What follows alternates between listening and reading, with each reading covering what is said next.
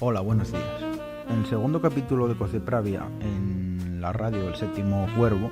vamos a hablar de un animal que fue muy importante en la historia del concejo hasta tiempo relativamente reciente. Nos referimos a las vacas, al ganado vacuno.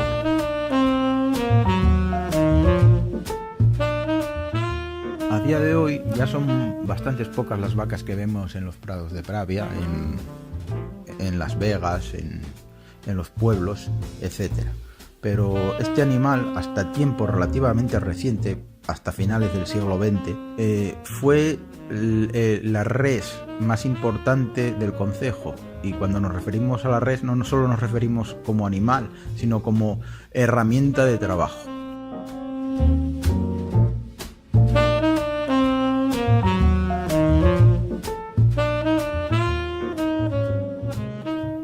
A principios de los años 80 del siglo XX había en el concejo más de 6.000 vacas. La mayor parte de ellas en régimen de estabulación. Esto nos habla de la importancia histórica de este animal y vamos a intentar remontarnos un poco en el tiempo para conocer cuándo arranca esta importancia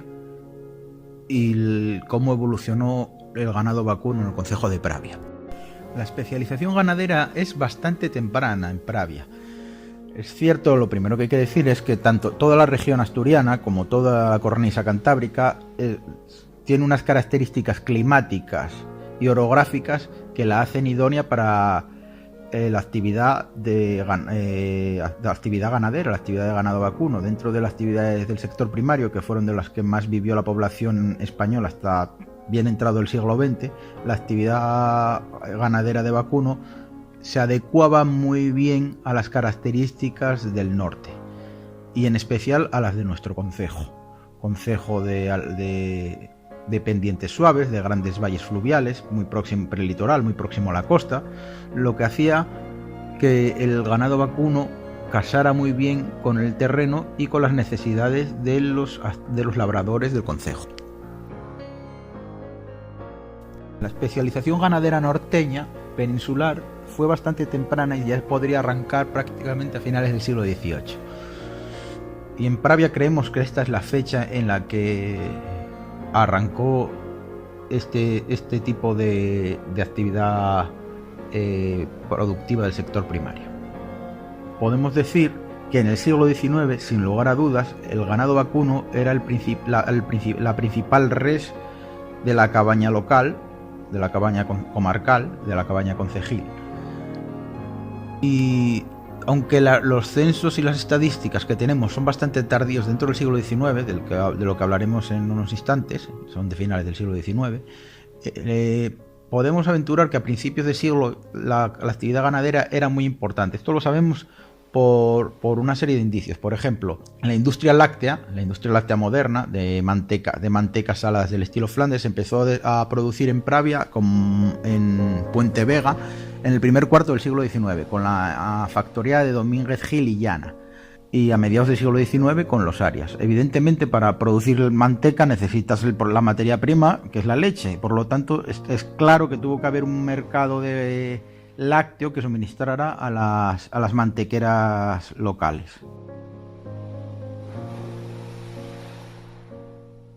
A finales del siglo XIX, que es cuando en Asturias la cabaña de vacuno a nivel regional supera definitivamente a la de ganado lanar, pues en Pravia el vacuno se enseñoreaba del territorio desde bastante antes. En el censo ganadero de 1883, la principal res que aparece entre los labradores pravianos es las vacas. Había 2.141 vacas censadas en Pravia en ese año, en 1883. Hay que tener en cuenta que este censo, además, si lo leemos detenidamente, vemos que presenta muchas irregularidades o que es incompleto, porque hay pueblos enteros en los que no aparece censada ninguna vaca, cosa que nos parece bastante poco probable. Por lo tanto, suponemos que las vacas que había en el concejo eran bastantes más de las que dicho censo registraba. Podemos decir que había 850 propietarios y que nos da una media de 2,5 vacas por propietario. Obviamente, 2,5 vacas no permiten a los labradores propietarios o tenedores de este ganado, de lo que también hablaremos más adelante, la diferencia entre propietario y tenedor de ganado, pues no permiten 2,5 vacas por labrador vivir exclusivamente de la actividad ganadera. Eran, como las propias estadísticas nos indican, no eran ganaderos, eran labradores, eran personas que tenían ganado, pero no solo se dedicaban a la ganadería, también se dedicaban a la agricultura. Las vacas tenían un cuádruple enfoque en esta época. Tenían, por un lado, aportaban carne, sobre todo a través de las crías o cuando las reses llegaban a una edad adulta o próxima y dejaban de ser servibles para la segunda actividad importante, que era la de trabajo, fuerza de trabajo y de transporte. También daban leche, obviamente, como acabamos de decir, y por último daban abono para los campos y los cultivos. Este censo, que data de 1883, es 2 años anterior a la introducción en Asturias de las razas foráneas y por lo tanto de la hibridación del vacuno. La primera res extranjera que se introdujo en Asturias y que empezó a cruzarse con las vacas autóctonas fue el ganado suizo en 1885 y poco tiempo después el ganado holandés. Por lo tanto, podemos imaginar que las vacas censadas en 1883 eran prácticamente todas de la raza del país. En el caso de Pravia, la raza del país era la asturiana de los valles, también conocida como carreña, carreñana o la chataculona de toda la vida. Un poco más grande en extensión que la otra raza autóctona de la región, que sería la asturiana de montaña o casina.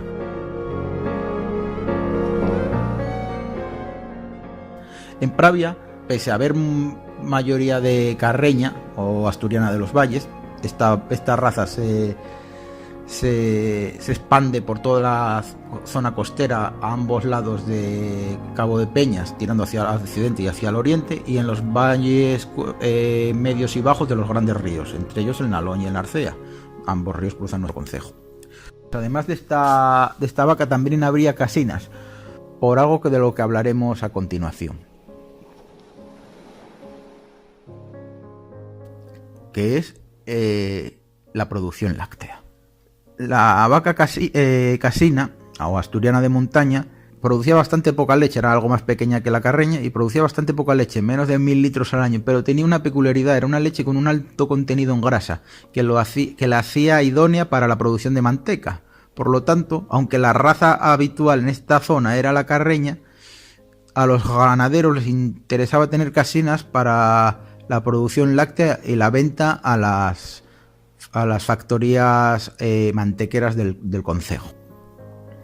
Como decíamos, en 1885 se empezaron a introducir en la región reses foráneas, suizas y posteriormente holandesas.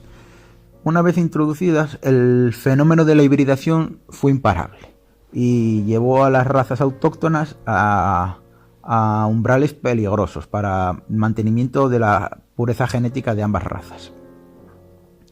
El problema de la hibridación radicaba en la mala hibridación, en que no había una organización o un planteamiento meditado a la hora de hibridar, lo cual generaba graves problemas con vacas y muy cruzadas que no se adaptaban a las condiciones climáticas y geográficas de la región. Especialmente pernicioso, según comentan los labradores de la época, era la hibridación con las vacas holandesas, que generaban muchos problemas de lesiones, de enfermedades, etc. La vaca suiza era más apreciada por los labradores. Los grandes estudiosos del ganado de la época y las personas y los eruditos interesados en el desarrollo económico de la región, que consideraban el vacuno una de las grandes riquezas, como por ejemplo el conde de Toreno, estaban a favor de la hibridación, no estaban a favor de un conservacionismo de las especies autóctonas per se. Lo que les interesaba era buscar una hibridación racional que mejorara las razas y por lo tanto mejorara la vida de los labradores. Por lo tanto estaban muy a favor de la hibridación con la vaca suiza, pero no con la holandesa, aunque consideraban que las vacas autóctonas casinas y carreñas eran las que mejor se adaptaban a las necesidades de los labradores, las necesidades que ya dijimos antes, que eran carne, trabajo, leche y abono. Como decíamos, la hibridación fue bastante descontrolada y llegó a un punto, 40 o 50 años después, a principios de los años 30, concretamente a principios de la República, en el año 31, en el que la situación para las reses locales de raza autóctona, sobre todo para la asturiana de los valles o carreña, era una situación crítica. Según parece, estaban tan mezcladas, tan hibridadas con las razas foráneas que la raza del país se estaba perdiendo y las consecuencias para los labradores eran perniciosas, con las ya referidas lesiones, problemas de salud, etcétera. Por lo tanto, el ayuntamiento, dominado por agrarios en esos momentos, decidió crear el 10 de junio de 1931 una comisión agropecuaria encabezada por el concejal agrario Antonio Casares. Esta comisión agropecuaria del Concejo de Pravia elevó un informe en el que, además de pormenorizar la situación de grave deterioro y de grave amenaza para la raza del país, para la raza carreña, planteó una serie de propuestas. La principal fue la de comprar sementales de uso público, en concreto 6 sementales, que debían ser comprados en la zona Pravia-Luarca y en la zona Caso-Cabaña Quinta. Lo que llama la atención es que la zona Pravia-Luarca era zona de Carreña, pero la zona Caso-Cabaña Quinta, como el nombre indica, era de zona de Casina, de asturiana de montaña. Por lo tanto, esto nos habla de que la vaca, aunque la autóctona era la carreña, a los labradores les interesaba la casina por lo mencionado de la producción láctea, del contenido en grasa de la leche de casina, que era muy útil y muy necesario para la producción de mantecas. Estos 6 sementales, que debían ser, para los cuales se había pedido dinero a la Diputación Provincial y a la Junta de Ganaderos Regional, debían ser tratados con una delicadeza y un esmero exquisitos. No iban a ser tutelados por el ayuntamiento los iba a comprar, pero luego iban a ser cedidos en un régimen de aparcería a una serie de labradores que optaran a ello. Estos labradores, a cambio de tener sementales que podrían ser usados en las labores del campo, en el trabajo y en la producción de abono, siempre de una manera muy cuidada, debían tenerlos a disposición de todos los labradores del concejo que los requirieran para cubrir a sus vacas, a sus hembras. Es muy curioso porque incluso este informe estipula que cualquier semental de los 6, solo podría cubrir a 2 o 3 hembras al día, para así evitar la pérdida de pureza en la simiente de los sementales. Los labradores no pagaban nada por tener estos sementales, simplemente se comprometían a cuidarlos con mucho esmero y a tenerlos en unas cuadras o cortes en unas condiciones higiénicas aceptables. Además, debían tenerlos a disposición de todos los labradores del concejo que los demandasen para inseminar a sus hembras, a sus vacas.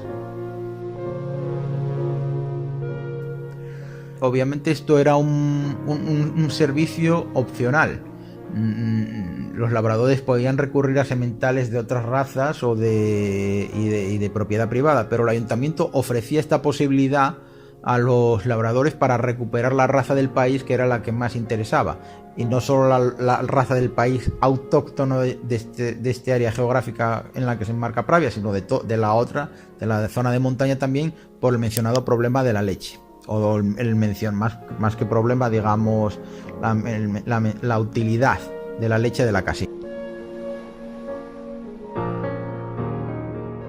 Como decíamos, estos toros estaban en un régimen de aparcería,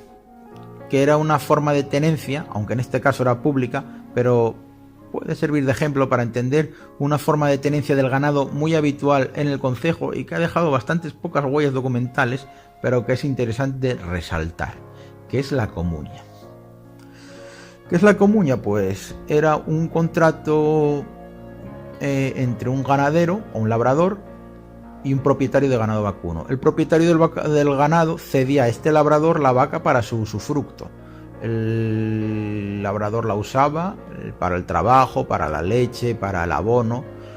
y el propietario luego obtenía un beneficio que solía rondar entre el 15 y el 20% a partir del momento en el que la vaca tenía una cría, se repartían el beneficio de la cría, o cuando la vaca llegaba a una edad adulta y se sacrificaba de la carne, de las pieles, etcétera. Había diferentes tipos de comuña. Aunque el contrato de comuña, según parece, era más habitual de los concejos altos, de los concejos interiores de montaña, en Pravia fue muy importante. Algo que no recogen las escasas estadísticas, porque en el censo ganadero de 1883 solo hay unas 40 vacas en régimen de comuña, lo que nos daría a entender que era un tipo de contrato agrario que ya estaba bastante en retroceso en el concejo a finales del siglo XIX, pero gracias a la sociedad del Valle de Arango, tanto a la Sociedad de Ganaderos de San Martín de Arango como al posterior sindicato de la Cuenca del Aranguín, el SACA, sabemos que el contrato de comuña era muy importante y estaba muy extendido entre los labradores del concejo. De hecho, una de las propuestas de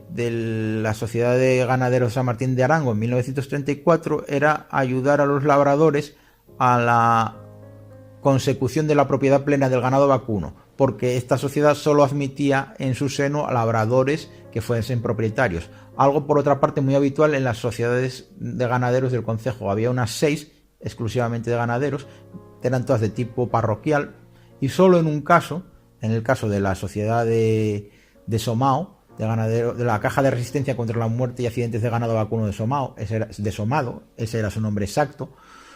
pues esta es la única que aceptaba ganado en régimen de aparcería, en régimen de comuña, es decir, a ganaderos que tuvieran vacas que no fueran suyas, que las llevaran pero que no fueran suyas. El resto de mutuas ganaderas, 2 en Los Cabos, la de Arango, la de Corralinos, la de Forcinas, todas estas solo aceptaban a ganaderos que fueran propietarios del ganado vacuno. En el caso de los sindicatos agrarios, que también tenían seguros ganaderos, desconocemos si aceptaban o no a ganado vacuno en régimen de aparcería, en régimen de comuña, pero intuimos que sí, sobre todo en la Sociedad de Labradores La Unión, por la propia naturaleza de los afiliados, muchos de ellos aparceros de tierras, es decir, foreros y arrendatarios de tierras. Es raro que aceptaran a foreros y arrendatarios de tierras y no a comuñeros. Y en el caso del sindicato de la Cuenca del Aranguín, que parece una extensión, una prolongación, una evolución de la Sociedad de Ganaderos de San Martín de Arango, muy probablemente los aceptaran, porque esa era una de las reivindicaciones de la mutua del mismo valle. En el caso del sindicato agrícola de Forcinas, el tercero que también operó en estos años en el concejo, probablemente también los aceptara, aunque no lo sabemos porque en los estatutos no se extienden demasiado en la cuestión del ganado vacuno y de los seguros, aunque los mencionan, no se extienden en su funcionamiento. Parece claro que las medidas encaminadas a recuperar las razas del país tuvieron bastante éxito, o eso intuimos, porque un par de años después de la entrada en funcionamiento, un año y un par de años después de la entrada en funcionamiento de la Comisión Agropecuaria del Concejo de Pravia, ya vemos vacas de raza asturiana de los valles de Pravia ganando premios en certámenes ganaderos en otras partes de la región, lo cual nos indica que algo debieron hacer bien estos concejales para conseguir recuperar a la raza del país. Volviendo al ganado vacuno y a su importancia para el concejo, tenemos que hablar un poco de los mercados del mismo. Mucha gente de la que nos están escuchando seguramente recuerdan el mercado de ganado de Pravia, que estaba en Praúa, donde está el actual parking. Muchos menos se acordarán cuando el mercado estaba en la plaza de las consistoriales. De hecho, se pasó de las consistoriales a Praúa en 1958, pero muy poca gente recuerda o sabe que el mercado de ganado era semanal. Era el día a principios del siglo XX, el mercado de ganado en Pravia de vacuno y de cerda era semanal. Y el de vacuno estaba en la plaza de las consistoriales, es decir, en la plaza del ayuntamiento, con una zona cubierta, una especie de tendejón en el cual estaban las vacas paridas, y el ganado de cerda, que a principios de siglo se instalaba delante de la colegiata,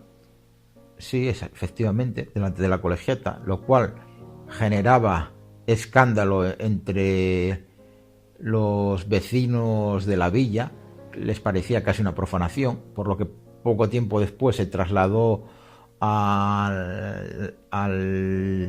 la zona del lavadero del Güello, junto al actual edificio de la biblioteca, las antiguas escuelas graduadas de Pravia. Y estos mercados, como decíamos, eran semanales. Todos los jueves, además del mercado tradicional que se mantiene y se conserva y sigue efectuándose todos los jueves en la villa, había mercados de ganado.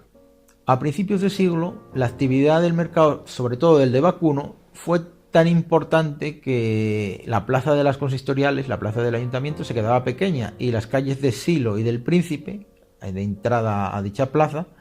estaban desbordadas y el ganado se tenía que instalar en dichas calles,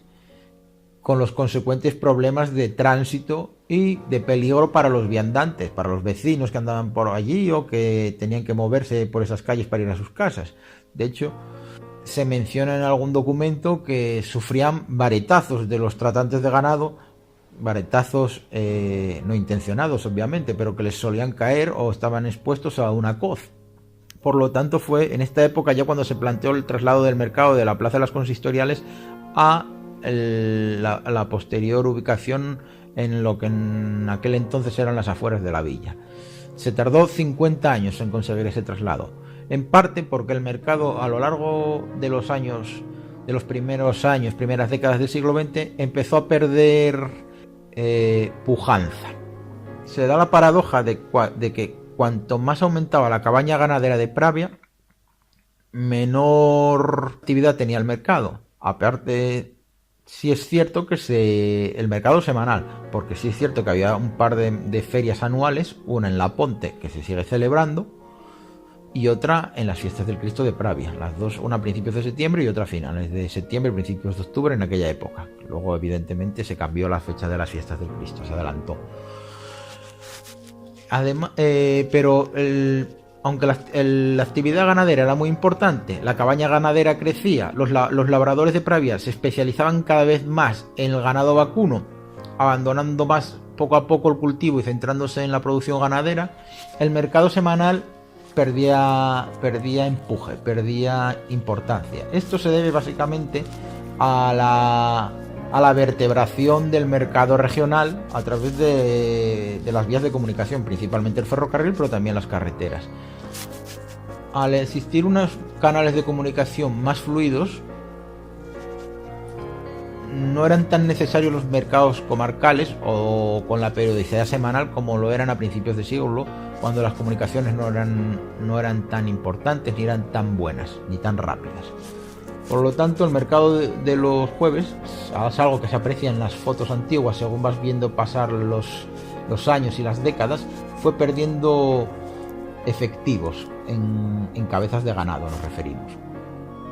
En los años 30 la situación fue, finales de los 20, principios de los 30, la situación era tan de decadencia que el ayuntamiento y una comisión encabezada por el Círculo Mercantil Industrial se planteó la opción de crear una feria mensual de ganado para potenciar la actividad ganadera, pero de una manera con una periodicidad mayor. Esta feria se consiguió y aunque tuvo ciertos problemas con la ubicación en el día de la semana debido a coincidencias con el mercado de Salas, que hablaremos en otra ocasión de ello cuando hablemos de nuestra relación con Salas, al final este mercado salió adelante, aunque generó mucha polémica con la parroquia de Arango, porque cuando la parroquia de Arango se proponía crear 4 ferias trimestrales de ganado auxiliares de la feria de La Ponte, en esos momentos fue cuando desde Pravia se potenció la idea de una feria mensual.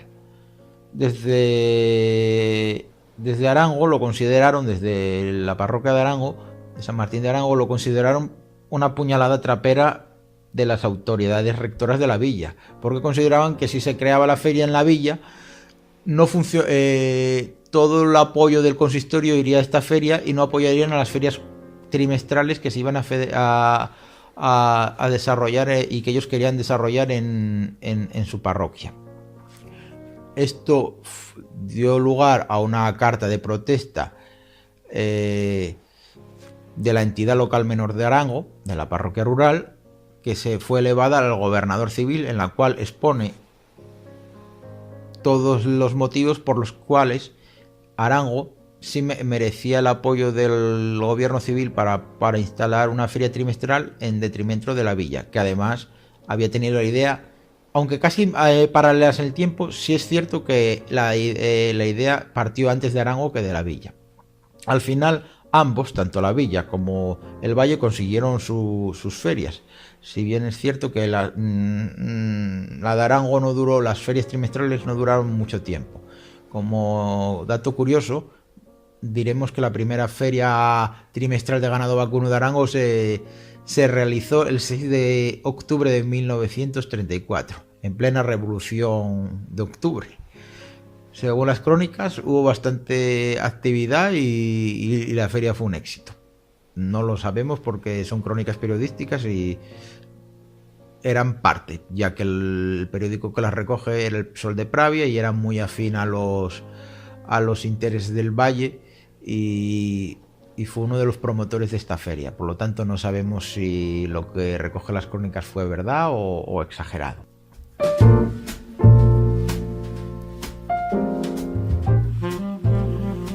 Más adelante, en otros episodios, volveremos sobre estas cuestiones, porque la carta dirigida al gobierno civil de las fuerzas vivas del Valle de Arango no tiene desperdicio. No solo porque es un documento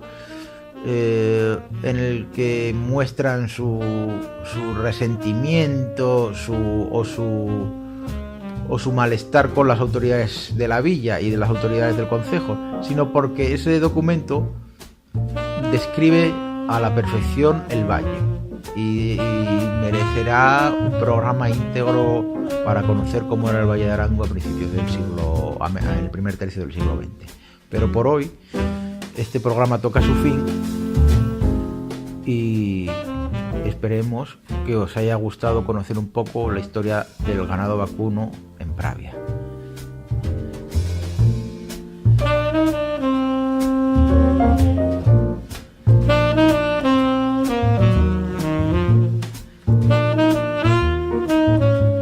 Buenos días y hasta el siguiente capítulo de Ecos de Pravia en la radio El Séptimo Cuervo.